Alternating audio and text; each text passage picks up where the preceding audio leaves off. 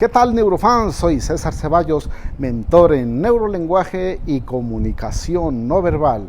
Y hoy hablaremos de por qué si el neurolenguaje es una ciencia exacta. Creí en ti realmente, nunca pensé que me mentías. Mentiras que me hacen daño. Mentiras, quiero la verdad. Que me cuento yo mentiras.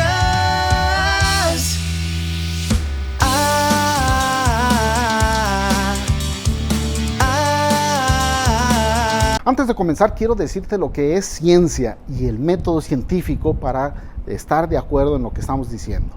De acuerdo con el diccionario de la lengua española, ciencia es un conjunto de conocimientos obtenidos mediante la observación, el razonamiento sistemáticamente estructurados y de los que se deducen principios y leyes generales con capacidad predictiva y comprobables experimentalmente.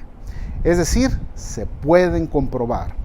Ahora bien, para hacer este conocimiento comprobable experimentalmente es necesario aplicar el método científico, que es un proceso para validar si algún conocimiento está respaldado por la ciencia o no. No califiquemos pseudociencias, cosas que no conocemos. Hay pasos como la observación, el cuestionamiento, la hipótesis, la experimentación, la demostración y la tesis, donde se elaboran conclusiones y se deriva una teoría científica. Una teoría científica es una realidad cierta y comprobada. Muchas personas usan la palabra teoría para definir conceptos que son inciertos. Por ejemplo, cuando alguien dice, tengo la teoría de que a mí no me va a afectar el alcohol. En realidad eso es una hipótesis, que es una posible explicación al por qué esta persona no siente los efectos del alcohol, por un ejemplo absurdo si tú quieres. Pero analicemos los pasos del método científico en una de las expresiones más fáciles de reconocer, la sorpresa. Esta expresión facial se presenta cuando una persona capta por medio de sus sentidos algo que no esperaba. Aplicando el método científico, el primer paso consistiría en la observación. Primero se observa que ante ciertos eventos, cualquier persona tiene una expresión facial única e igual, que consiste en relajar la quijada, levantar las cejas y abrir los párpados. Luego de darte cuenta de estos hechos o comportamientos, buscas una explicación a este fenómeno y haces el cuestionamiento. Lo observado te lleva a cuestionarte el por qué se da esa expresión facial. ¿Será un gesto aprendido? ¿Imitarás a otras personas? ¿Qué comunica este gesto? Son preguntas que te hacen, para lo cual investigas fuentes de datos, analizas esos datos para dar respuesta a tus preguntas.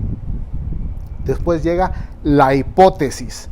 Llegas a este paso cuando, basado en tus investigaciones de datos y análisis, tienes una posible explicación al fenómeno observado. En este caso, llegaremos a la hipótesis sobre los sentimientos asociados de quien tiene esa expresión facial. En este caso, esa expresión facial se asocia con la sorpresa. La experimentación. En este paso, la hipótesis es puesta a prueba. De ser cierta la hipótesis, cada persona que experimente algo que no se ha esperado tendrá que relajar la mandíbula, alzar las cejas hacia arriba y abrir más los párpados superiores. La demostración. Si después de poner a prueba la hipótesis con la experimentación, el resultado confirma o la confirma como verdadera, entonces se continuará con el último paso, que en caso de que la hipótesis no responda, no sea la solución a las preguntas, se rechaza y se podrá plantear otra hipótesis. Si es verdadera, sigue la tesis. Si la demostración de la hipótesis resultó cierta, se llegan a conclusiones de lo que deriva una teoría científica y se divulgan los resultados. En nuestro caso se puede apreciar que nuestra hipótesis es cierta. Luego, entonces, cuando una persona relaja la mandíbula, alza las cejas hacia arriba y abre más los párpados superiores, esta persona está experimentando una sorpresa. Por supuesto que este ejemplo está sumamente simplificando y eliminando todas las variables que hay en el mismo sentimiento. Si quieres ser mayor preciso o mayor precisión científica, casi al final de este episodio te diré la fórmula exacta de la sorpresa. Entonces, ¿lo que César Ceballos concluye es exacto? La respuesta es no. Sí te puedo decir que es algo muy aproximado a la realidad y que incluso en algunos casos esté equivocado, porque no cuento con todas las variables, el contexto y otros signos no verbales que se me hayan escapado en lo personal. Los análisis que hago en este y otros canales pueden estar sesgados por mi juicio personal, el contexto en que se dan los hechos y que yo no haya podido apreciar en el video, así como la calidad de resolución del video para ver otros músculos implicados. Por eso menciono que determinado gesto o comportamiento es un indicio. Está relacionado con algún significado o que pueden significar algo. Pero no porque el neurolenguaje no sea exacto, sino porque no conocemos todas las variables que hay. Si conociéramos todas las variables de determinado comportamiento, nuestro diagnóstico sería exacto. Por ejemplo, si dicen que las matemáticas son ciencias exactas, porque 2 más 2 siempre van a ser igual a 4, pero sería incorrecto decir que porque no conocemos una de las variables, las matemáticas no son exactas. Por ejemplo, 2 más quién sabe es igual a quién sabe. No es posible sacar un resultado matemático si no conocemos todas las variables. Del mismo modo, no se puede dar un significado exacto del neurolenguaje si tampoco conocemos todas las variables. Señores, estamos en este canal haciendo ciencia social. Si te gustó este capítulo, dale like, suscríbete a este canal y activa la campanita para que no te pierdas ninguno de mis episodios. Compártelo en tus redes sociales y cuéntame qué temas quieres que desarrollemos en este canal, además del diccionario en lenguaje corporal. Escríbeme y sígueme en mis redes sociales para que desarrolles más su percepción. Yo soy César Ceballos, te mando un abrazo y espero que uses tus superpoderes en neurolenguaje para el bien.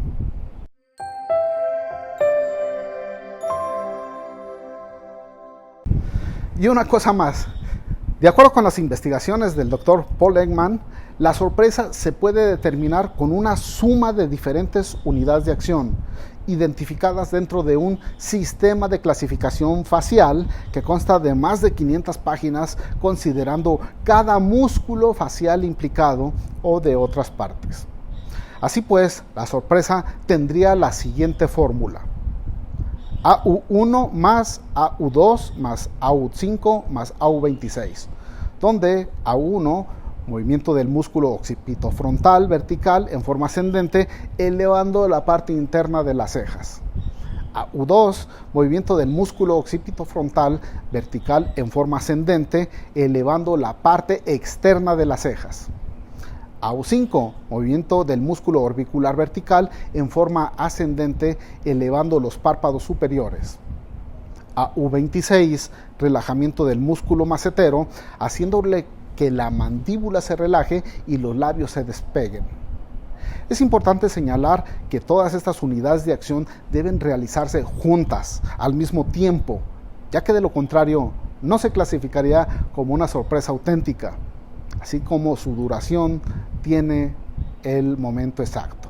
El significado de cada músculo facial en forma individual podría tener significados distintos si se combina con otras unidades de acción diferentes a las mostradas anteriormente, para los que querían más profesionalismo y más datos científicos.